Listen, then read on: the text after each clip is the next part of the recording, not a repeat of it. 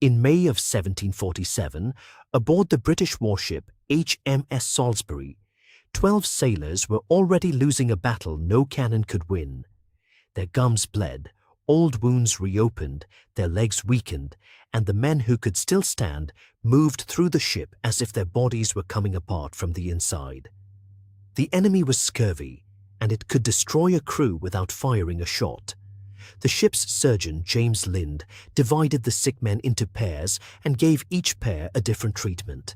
Some received cider, others swallowed vinegar, seawater, or medicines that reflected the best theories of the age. 2 men were given oranges and lemons. Their supply lasted only 6 days, but the change was unmistakable. One recovered enough to return to duty. The other became well enough to care for the remaining patients. It is remembered as one of medicine's most famous experiments, although Lind did not discover that citrus could fight scurvy. Sailors and physicians had seen the effect before him. What his trial revealed in one cramped wooden ship was the scale of the advantage. A fruit could preserve the human machinery of ocean power. Today, an orange sits in a supermarket net, rolls into a child's lunchbox, or disappears into a glass at breakfast. It looks harmless, bright, and completely ordinary. Yet the sweet orange is not a simple wild fruit.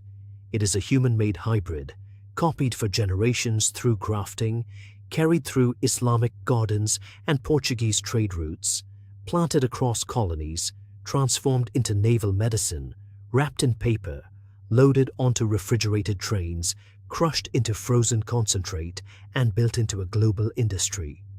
The orange helped human beings survive long voyages, but the modern orange industry now faces a disease that its own trees cannot easily survive. The fruit associated with health has become one of agriculture's most vulnerable patients. How did a fragile Asian hybrid become a weapon against scurvy, a symbol of royal wealth, a machine-made breakfast habit, and a crop threatened by an insect smaller than a grain of rice? The story does not begin in Florida, Spain, or even beside the Mediterranean. It begins in a region where the ancestors of almost every familiar citrus fruit were growing long before anyone had a word for the color orange. If you like stories where ordinary food turns into empire, trade, obsession, and hidden history, subscribe to Food Empire History. Now, to understand how oranges became this powerful, we have to go back to where the story really begins. Millions of years before orange juice entered a carton, wild citrus diversified across monsoon landscapes around the southeastern foothills of the Himalayas and neighboring parts of Asia.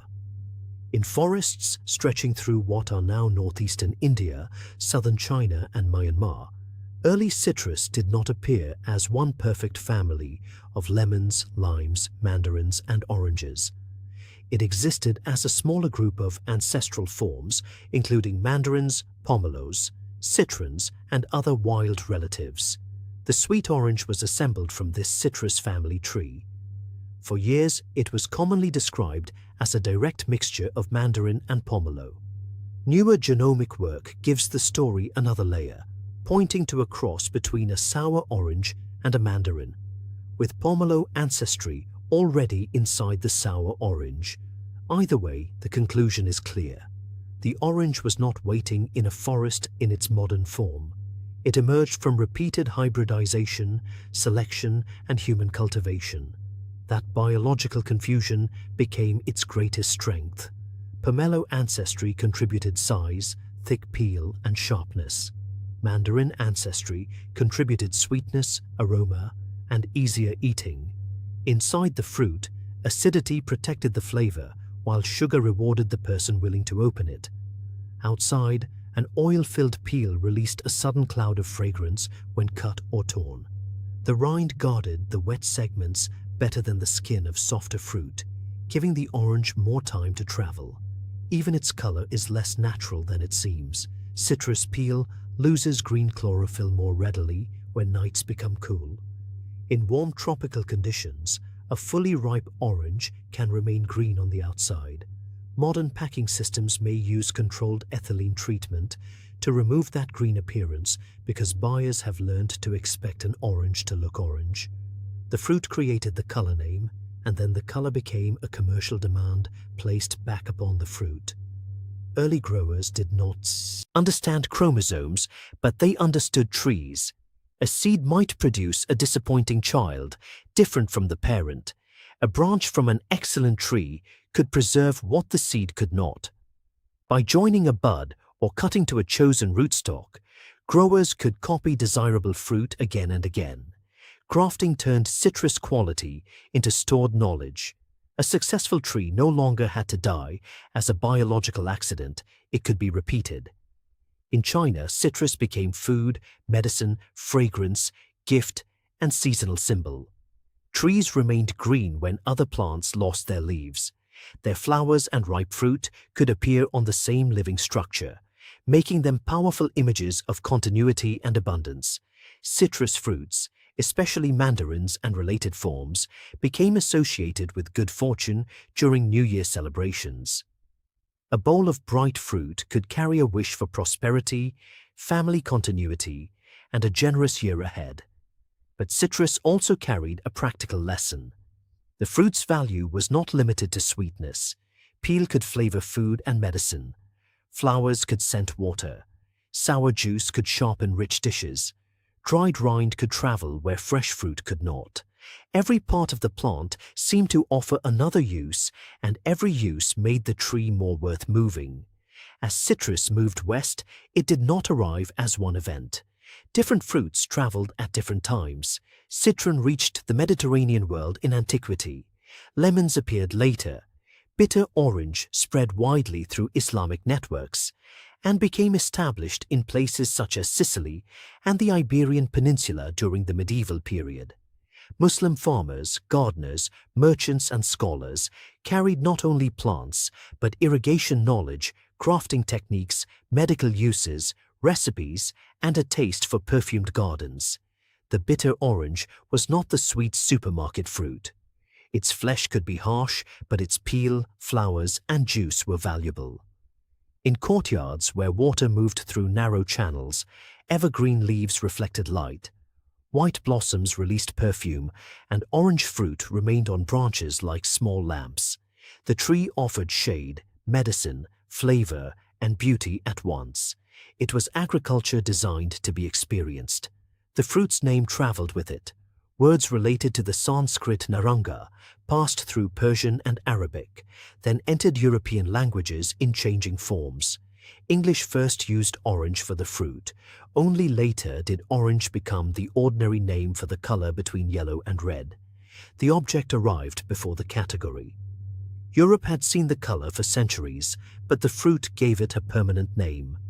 In colder Europe, an orange tree became harder to keep alive, and difficulty created status. Wealthy households built protected rooms and grand masonry structures to shelter citrus through winter. An orangery was more than a greenhouse. It was a declaration that its owner could purchase sunlight, skilled gardeners, fuel, glass, stone, and labor in a climate where the tree did not belong. At royal estates, citrus trees could be moved outdoors in warm months and pulled back under cover before frost. Guests saw fruit from distant worlds growing beside palaces, disciplined into rows and kept alive by money. The orange had become edible geography. To possess the tree was to display control over distance, climate, and season. Then a sweeter orange arrived and changed the market. During the 15th and 16th centuries, Portuguese maritime connections helped bring sweet oranges from Asia into Europe. The older bitter orange remained important for perfume, medicine, cooking, and preserves, but the sweet fruit could be eaten directly. No apothecary was needed, no sugar had to disguise it. The pleasure was already inside.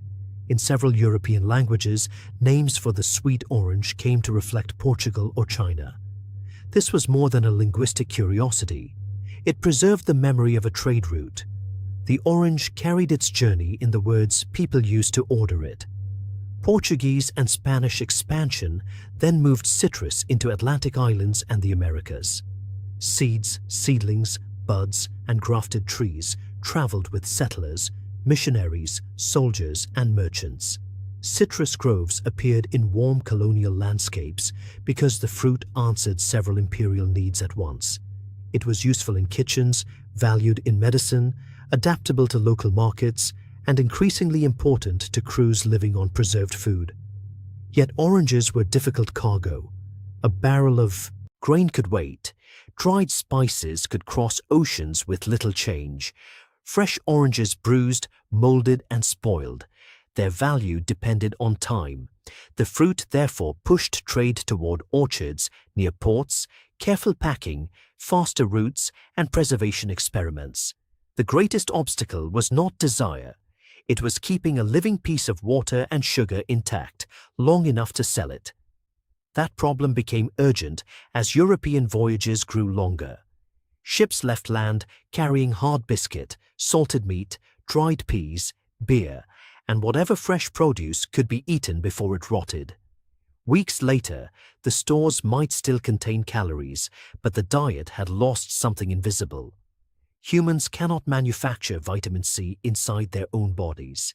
Without enough of it, collagen production fails. The tissues that hold the body together begin to weaken. Gums swell, teeth loosen, bruises spread, wounds stop healing, fatigue becomes collapse. On a long voyage, scurvy could turn a working crew into a floating hospital. Citrus did not need to be understood chemically to work. Captains and sailors had repeatedly observed that fresh fruit and vegetables could help. The difficulty was converting scattered experience into reliable policy. Oranges and lemons were seasonal, perishable, expensive, and difficult to supply across a navy. Knowledge was one problem. Logistics was another. Lynn's trial aboard the Salisbury became famous because the contrast was so visible. The men receiving oranges and lemons improved while other treatments failed. But the Admiralty did not immediately rebuild its supply system around the result. Nearly half a century passed before citrus juice was issued across the Royal Navy on a broad, regular basis. Gilbert Blaine and other naval physicians helped turn evidence into administration. In the 1790s, lemon juice became an official daily ration for sailors on long voyages. It had to be purchased, preserved, shipped, measured, and consumed. The cure became a procurement system. That system mattered far beyond medicine. An empire operating across oceans depended on crews remaining capable after months at sea. Citrus did not create British naval power, and it did not win wars by itself. It removed one brutal biological limit that had weakened every long-distance fleet. A navy that could keep more sailors alive and functional could remain at sea longer, blockade ports, escort trade, move soldiers, and connect distant possessions with greater reliability. The orange had become part of the infrastructure of empire, not because it was luxurious, but because human tissue required what it contained. Behind every ration stood orchards, merchants, bottles, barrels, contracts, and contested supply routes. During wartime, even obtaining enough Mediterranean lemon juice could become a strategic problem. Later, the British relied more heavily on lime juice from Caribbean sources, giving rise to the nickname limeys. But oranges remained inside the history of the breakthrough, in the hands of those 2 sick sailors whose bodies improved when theory failed. By the 19th century, citrus was spreading through landscapes that would later become synonymous with it. Spain built export regions. Florida expanded groves descended from earlier introductions. Brazil developed enormous citrus capacity. In California, one particular orange would transform a dry settlement into an agricultural symbol. In the early 1870s, the United States Department of Agriculture sent a small number of navel orange trees from Brazil to growers in different parts of the country. Most did not become famous. 2 reached Eliza Tibbets in Riverside, California. She planted them near her home and kept them alive in a place where water, care, and timing mattered. The fruit was remarkable. It was sweet, large, easy to peel, and seedless. At one end, a small secondary fruit formed inside the main orange, creating the shape that looked like a human navel. Consumers loved the convenience, but seedlessness created a biological trap. The tree could not reproduce the variety through normal seed. Every true Washington navel orange had to be copied from existing plant tissue. Buds were cut, grafted onto rootstocks, and multiplied. Orchards spread through Southern California, each tree carrying a living fragment of the same successful line. The navel orange helped create a citrus boom. Irrigation channels crossed dry land. Packing houses rose. Beside rail lines, wooden crates, tissue wrappers, brand labels, and refrigerated transport turned a local harvest into a national product. California sold more than fruit, it sold climate. Crate labels showed snow-covered mountains behind glowing groves, Spanish missions, clean skies, healthy families, and a permanent golden season. The orange became an advertisement for the West itself. Buy the fruit, and for a moment, buy sunshine. But the polished crate concealed the people who made the image possible. Citrus harvesting and packing demanded large amounts of seasonal labor. Chinese, Japanese, Mexican, Mexican-American, and other workers entered different parts of the industry across time, often while facing exclusion, low wages, unstable employment, and segregated communities. Women performed much of the sorting, grading, wrapping, and packing that transformed bruisable fruit into a standardized commodity. The people depicted on citrus labels were usually consumers, landowners, or romantic figures. The people lifting ladders, cutting fruit, carrying heavy field bags, and standing beside packing lines were easier to erase. The orange looked like effortless abundance because the labor was placed outside the picture. That pattern did not disappear when the center of orange juice production shifted. In Brazil's citrus belt, workers still harvest fruit by hand under demanding conditions. Investigations of the supply chain have documented exposure to pesticides, insecure contracts, pressure created by piece rate work, insufficient wages, and barriers to organizing. The exact conditions vary by farm and employer, but the structure is familiar. Consumers buy a clean carton. Workers absorb the heat, weight, chemicals, and uncertainty. The orange's next transformation began with another weakness. Fresh juice tastes bright because it carries volatile aromas, acids, sugars, and oils in a delicate balance. Once squeezed, that balance begins to change. Heat can preserve juice, but it can flatten flavor. Canning can extend life, but the metal container and processing methods once produced a drink far removed from the experience of a fresh orange. During the Second World War, researchers in Florida worked on a better way to concentrate orange juice while preserving enough of its flavor to make it desirable. In 1945, a process for frozen concentrated orange juice emerged from government-supported research. Water was removed under reduced pressure, and a portion of fresh juice was added back to restore aroma and taste before freezing. The technology solved several problems at once. Concentrate occupied less space. Freezing slowed deterioration. A perishable crop could move through warehouses and supermarkets over far greater distances. Surplus oranges no longer had to rot when the fresh market could not absorb them. The federal government received the patent, and commercial producers carried the product into American homes. A small cylinder from the freezer could become a pitcher of juice with tap water and a spoon. Companies such as Minute Maid turned this laboratory process into a national habit. Advertising placed orange juice beside eggs, toast, cereal, and coffee. The glass was presented as morning health made convenient, a measured burst of sunshine before work or school. This was not an ancient breakfast tradition. It was a modern alliance between agricultural surplus, food science, refrigeration, branding, and nutritional messaging. The machine did what centuries of merchants could not. It detached orange flavor from the short life of the fresh fruit. Ready-to-drink refrigerated juice, later removed even the step of adding water. Processing plants became landscapes of stainless steel, pipes, tanks, evaporators, pasteurizers, cold storage, and tanker ships. Oranges could be separated into juice, peel oil, pulp, animal feed, and industrial ingredients. Very little had to be wasted. The fruit became a platform for manufacturing. That scale changed geography. Brazil emerged as the central power in the orange juice trade, with enormous groves and processing capacity concentrated in and around São Paulo and neighboring regions. Much of the orange juice consumed far from Brazil begins there, even when the front of the carton emphasizes a brand, a farm image, or a glass filled beside a breakfast plate. The global orange system now divides fruit by destiny. Some varieties are bred and handled for the fresh market, where appearance, peel, size, and travel damage matter.